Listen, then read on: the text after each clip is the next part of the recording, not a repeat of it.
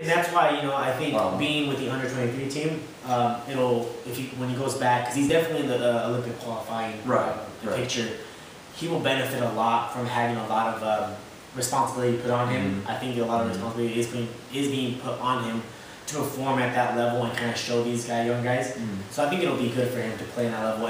And definitely, he is a player with a lot of talent.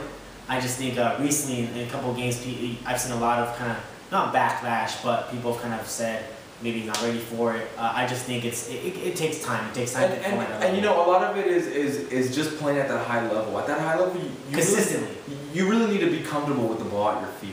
And he just doesn't look like he's comfortable with the ball at your feet. And like I said, on the right side, Danny Williams was maybe not penetrating as much, but he was very comfortable with the ball in his feet. Yeah, he had 2-3 guys on him, but he would either step on the ball, make the pass backwards, or go at him. At that position, you need to go at him. And Breck Shea got the ball, and numerous times, like back to back, he would lose the ball. And that's not, I'm not saying that he's not good. It's just, like I said, at that level, it just takes that extra amount of creativity, or that extra amount of pizzazz, or whatever you want to call it.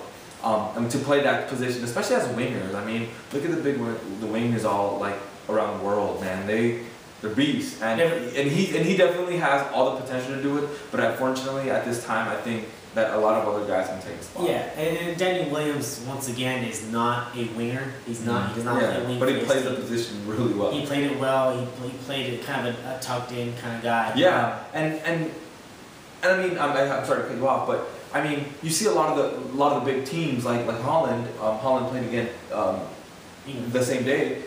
Dirk Kuyt and I forgot this young man's playing on the left hand side, but they all tuck in and they all rotate around each other, and a lot of that transitioning needs to happen at this high level. It's not all about going forward and trying to put numbers up. It's really keeping the ball and transitioning between each other, and Holland did that really well. So I feel that Danny Williams, yes, he's a defensive mid, or he's a center midfield, but he has the I guess the tenacity to keep the ball and to have a cold head in really tight spaces, and he does it really well. So we had Clint Dempsey and Altidore basically providing a lot of the offense. In the first half, a lot of people, even myself, were not very pleased with Josie Altidore. He was not doing what his job is as a lone striker, and not necessarily to his own fault. Maybe a lone striker role isn't suitable for him. Maybe he needs that supporting striker. But it seemed like in the second half he became more comfortable. He was touching the ball back, bringing it back, holding the ball up more. What do you attribute that to, and what did you think about his play, especially on that goal? It was kind of a. I mean, with the goal, it just shows you that he could play it. He definitely has the physique to do it. I just don't think he has the brain or the footwork to do it. It's a really tough thing to play that solo or that lone ranger up top. With that said, I mean, I just think that also maybe it could be the way he sets up, the people he sets up around him. I mean, take Danny Williams out, put Landon Donovan on the left. Take Breck Shea out, put Dempsey on the left, keep Torres right behind him. It could be a different story. You just don't know. But you're right. I think he does play off of another forward. A lot better. A lot better. Just with what we had. Like I said, Donovan's missed a few games. Dempsey's kind of taking that role of the number 10, of being the creator. Torres has been hurt. Torres has been hurt again. So I mean, I'm not saying that he can't do it, but his skill set is still kind of not there. But he's great. He's great, and I think he does have the potential to do it. And it's crazy. We just need to build maybe build our offensive third around not him, but around that system. And I think it just happens with Duke. But the crazy thing is, think about this: Josie Altidore is still only 22 years old. Yeah, and he scored. On he's been in the spotlight. He's been around. He's been in the national team picture for such a long time. He has a talent. No one's saying he doesn't have a talent. He has a talent. He's still raw. You can still say he's still raw potential. He's gonna be one of the greater forwards that we produce. But the way this. Like I said, the injuries and the way the system's kind of set up right now, it's not kind of painting for him to be that goal machine that we need. Maybe like I said, we need to change people who are behind him, or maybe we do need to put someone up top. But maybe we just haven't had the players or the players that are able to play due to injury, club duty, or whatever have you. So moving along, so we believe Joe Seattle did a great job, laid off the ball to Dempsey. Dempsey scored.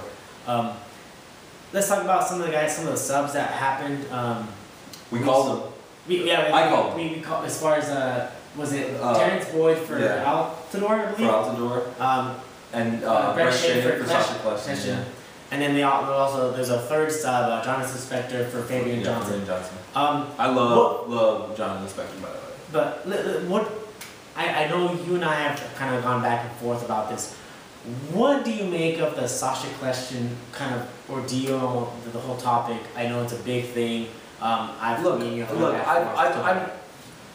Before I start saying anything about Sasha, let me just tell you that I'm huge on I'm anti-Twitter. I mean, I use Twitter, but I don't buy into what the media says. I don't buy into what the masses say. I just don't do it because someone starts tweeting, "Oh, Sasha," and then 100 followers. You got 100 followers backing Sasha. Now, as far as Sasha's talent goes, he has it. But how long has he been in the national team? And he has not produced. Club and national duty is completely different. Look at Messi. Yeah, he's great. He's great at Barcelona, but in Argentina, I mean, he just got a hat trick. But I mean, it's how long did it take him to really break through in Argentina? It's just different. Not just because not because maybe he doesn't have the talent. Again, because maybe at his club, the team is built around what he can do on the field.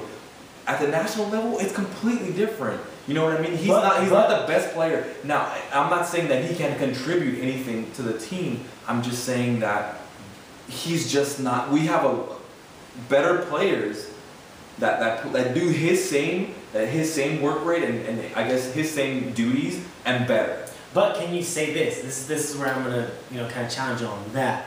You said Sasha Kleshin has been in the national team picture. Has he been in the national team picture with Klinsmann at the helm? No. So my thing is, with given and then Bradley wrote off Francisco Torres. Mm-hmm. Those kind of players, that and Kleshin fits that role, and I believe he fits that role. And not to say that Kleshin is the next coming, but the guy was playing well, and he wasn't named to the original roster. He was the original replacement. Yeah, he was a replacement. So he got his chance in, and I hope that he played. He played. So what does that tell you about Klinsmann? That tells you that he is taking notice in him. Hopefully he is. And that as far as that goes, that's up to Kleshin and Clinzy now. Now it's what Clinzy can show and bring out of Kleshin. You know what I mean? That's just being a professional there now. It's in Kleshin's hands, and the next game is Scotland, right?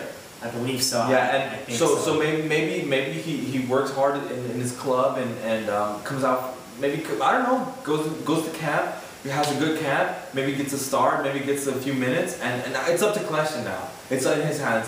But he can't afford to go in there and not do good. If you get 10 minutes, 15 minutes in the national team, you need to make your presence, or else you're just not gonna play. Period. And that's what's been happening with Sasha. No one's saying that he's not a good player. Man, he was balling at Chivas USA. He was a baller. He's been trying out clubs in Europe, and he finally just found a club. And it looks like it's working out for him. Now he needs to step. There's a time in like they say, there's a time in a man's life where he needs to step it up. So then we move on to the forwards. We saw Terrence Boyd go in.